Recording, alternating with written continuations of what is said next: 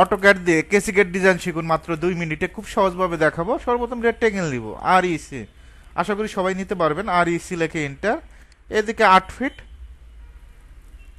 কমা দিবেন, আর একদিকে 7 ফিট। এখন আমরা অফসেটটা নিব 2 ইঞ্চি, ও লেখে এন্টার, 2 লেখে এন্টার, ইনসাইডে অফসেট নিয়ে নেবেন ভিতরের দিকে। তারপরে এটা এক্সপোর্ট করে দিব, এক্স লেখে এন্টার, অফসেট 20 ইঞ্চি। কত ইঞ্চি নেব? 20 ইঞ্চি। ওকে, এখান থেকে 20 ইঞ্চি নেব। তারপর অফসেট নিব 6 ইঞ্চি করে। কত ইঞ্চি করে? 6 ইঞ্চি করে। একটা, দুইটা, দুইটা করে নেবেন। মাঝখানে একটা সিলেক্ট করে ডিলেট, অলরেডি দুইটা হবে। এখান থেকে অফসেট 6 6, এখান থেকে অফসেট 6 6।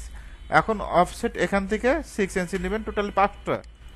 একটা, দুইটা, তিনটা, চারটা, 5টা। এদিক থেকেও অফসেট 1 2 3 4 5।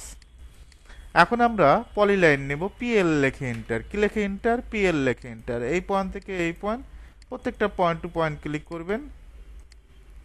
ওকে, অপোজিট পাশ থেকে এখান থেকে শুরু হবে। ওকে, এখন আমরা এই লাইনটা একটু মোটা করে দেব। ডাবল ক্লিক করবেন, হোয়াইট 1 ইঞ্চি। কত ইঞ্চি? 1 ইঞ্চি। তারপরে এটা ম্যাচ করে দেব, এম এ লেখে এন্টার। এখানে ক্লিক করবেন, এখানে ক্লিক করবেন। এখন আমাদের যে কাজটা করতে হবে, জাস্ট সিলেক্ট করবেন, কপি, সিপি লেখে এন্টার।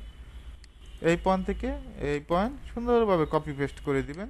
অনেকে আবার কপি পেস্ট করতে পারেন না, এইভাবে কপি পেস্ট করে দিবেন। এখন কি এটা রাখার প্রয়োজন আছে? নাই, ডিলিট করে দিবেন। এটাও ডিলিট করে দিবেন।